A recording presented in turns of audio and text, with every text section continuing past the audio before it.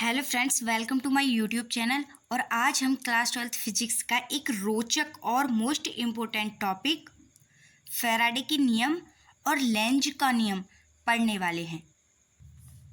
Faraday के नियम। तो फैराडे ने चुंबकीय फ्लक्स में परिवर्तन और प्रेरित विद्युत वाहक बल के संबंध में निम्नलिखित दो नियम दिए हैं। वो नियम कौन कौन से हैं? तो सबसे पहले ये समझो कि फैराडे का नियम कहता क्या है। फैराडे का नियम कहता है कि जब भी किसी कुंडली से गुजरने वाली चुंबकीय क्षेत्र रेखाओं की संख्या, जिसे हम चुंबकीय फ्लक्स कहते हैं, में समय के साथ परिवर्तन होता है तो उस कुंडली में एक विद्युत वाहक बल EMF प्रेरित होता है, यानी उसमें करंट उत्पन्न होता है। तो फैराडे के कौन से दो नियम हैं देखते हैं। प्रथम नियम क्या होता है? जब किसी बंद परिपथ कुंडली से बद्ध चुंबकीय फ्लक्स में परिवर्तन होता है तो उस परिपथ में एक प्रेरित विद्युत वाहक बल उत्पन्न होता है। यह प्रेरित विद्युत वाहक बल तब तक बना रहता है जब तक चुंबकीय फ्लक्स में परिवर्तन होता रहता है। तो सबसे पहले हम इसे डायग्राम की मदद से समझ लेते हैं। जैसा कि आप इस डायग्राम में देख रहे हैं, हमारे पास दो मुख्य घटक हैं। पहला क्या है? एक तांबे की तार की कुंडली, जो आप इस डायग्राम में देख रहे हैं, और दूसरा है एक छड़ चुंबक जिसका उत्तरी ध्रुव N लाल रंग का है, और यह कुंडली एक गैल्वेनोमीटर G से जुड़ी है, जो हमें यह बताता है कि सर्किट में करंट बह रहा है या नहीं बह रहा।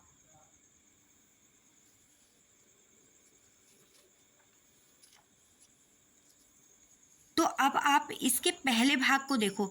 जब हम चुंबक के उत्तरी ध्रुव N को कुंडली के पास लाते हैं, जैसा कि सफ़ेद तीरों को दिखाया गया है, तो क्या होता है? कुंडली से गुजरने वाला चुंबकीय क्षेत्र बढ़ जाता है और फ्लक्स में वृद्धि होती है। इसलिए इस परिवर्तन के कारण कुंडली में एक प्रेरित धारा बहती है। जैसे कि आप इस डायग्राम में देख सकते हैं कि गैल्वेनोमीटर की सुई एक दिशा में विक्षेपित होती है। अब आप इसके दूसरे भाग को देखें। जब चुंबक दूर जाती है तो तब इसमें क्या होता है? कुंडली से गुजरने वाला चुंबकीय क्षेत्र घट जाता है, अर्थात इसका जो फ्लक्स होता है उसमें कमी हो जाती है, और फ्लक्स में इस परिवर्तन के कारण कुंडली में फिर से एक प्रेरित धारा उत्पन्न होती है। तो इस बार क्या होगा? इस बार गैल्वेनोमीटर की जो सुई होती है वो विपरीत दिशा में विक्षेपित होती है। तो इससे क्या पता चलता है? इससे पता चलता है कि धारा केवल तभी प्रेरित होती है जब चुंबक गतिमान होता है। यदि चुंबक स्थिर है मतलब एक जगह रुका हुआ है, तो फ्लक्स में कोई परिवर्तन नहीं होगा और कोई धारा यानी कोई भी करंट उत्पन्न नहीं होगा, और चुंबकीय गति की दिशा बदलने से प्रेरित धारा की दिशा भी बदल जाती है। अब देखते हैं इसका द्वितीय नियम। द्वितीय नियम क्या होता है? किसी कुंडली में उत्पन्न प्रेरित विद्युत वाहक बल E का मान कुंडली से होकर गुजरने वाले चुंबकीय फ्लक्स के परिवर्तन की समय दर, rate of change of magnetic flux, के अनुक्रमानुपाती होता है।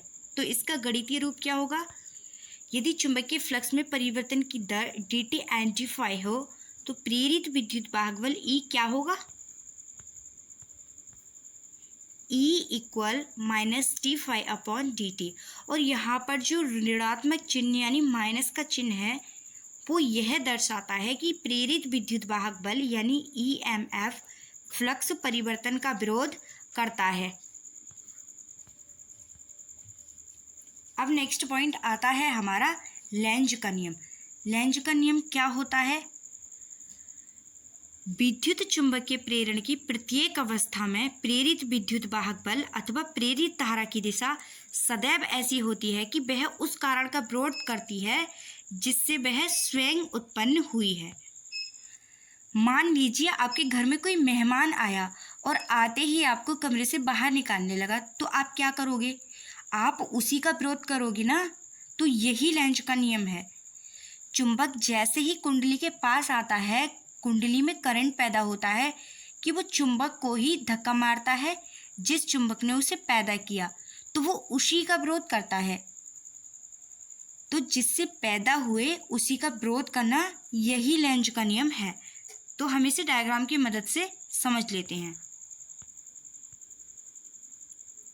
तो जैसा कि आप इस डायग्राम में देख रहे हैं कि जब हम चुंबक के उत्तरी ध्रुव N की कुंडली के पास लाते हैं तो लेंज का नियम कहता है कि प्रेरित धारा हमेशा उस कारण का विरोध करती है जिससे वह पैदा हुई है। तो इसका फर्स्ट पॉइंट क्या कहता है? उत्तरी ध्रुव का पास आना। जब चुंबक का N ध्रुव कुंडली के पास आता है तो कुंडली उसे रोकने के लिए अपने सामने वाले सिरे पर भी N ध्रुव जैसा व्यवहार करने लगती है और इसी विरोध के कारण इसमें दक्षिणावर्त दिशा में धारा बहती है। अब इसका सेकंड पॉइंट क्या कहता है? उत्तरी ध्रुव का दूर जाना। और जब हम चुंबक को दूर ले जाते हैं तो कुंडली उसे अपनी ओर खींचने की कोशिश करती है, जैसा आप इस डायग्राम में देख रहे हैं। अब कुंडली का यह सिरा दक्षिणी ध्रुव S की तरह व्यवहार करता है, जिससे धारा की दिशा बदलकर वामावर्त हो जाती है। इसके महत्वपूर्ण बिंदु क्या हैं? ऊर्जा संरक्षण, यानी लेंज का जो नियम होता है वो ऊर्जा संरक्षण के सिद्धांत यानी law of conservation of energy पर आधारित है। इसकी व्याख्या क्या होगी? यदि कुंडली के पास चुंबक लाया जाता है तो प्रेरित धारा यानी जो करंट है वो चुंबक की गति का विरोध करती है, जिससे चुंबक को गति कराने के लिए किया गया यांत्रिक कार्य ही विद्युत ऊर्जा में परिवर्तित होता है। तो लेंज का नियम प्रकृति का विरोध का नियम है, जो उसे उत्पन्न कर रहा है वह उसी का विरोध करती है। जैसे आज आप जो पंखा चला रहे हो और फ़ोन चार्ज कर रहे हो, इन सब के पीछे फैराडे और लेंज की यही लड़ाई है। अगर लेंज का नियम नहीं होता तो ऊर्जा कहीं से पैदा हो जाती जो कुदरत के खिलाफ है। तो फ्रेंड्स, कैसी लगी आज की हमारी क्लास? वीडियो अच्छी लगी हो तो वीडियो को लाइक करें और चैनल को सब्सक्राइब कर लें। मिलते हैं अगली क्लास में एक और टॉपिक के साथ। तब तक के लिए जय हिंद।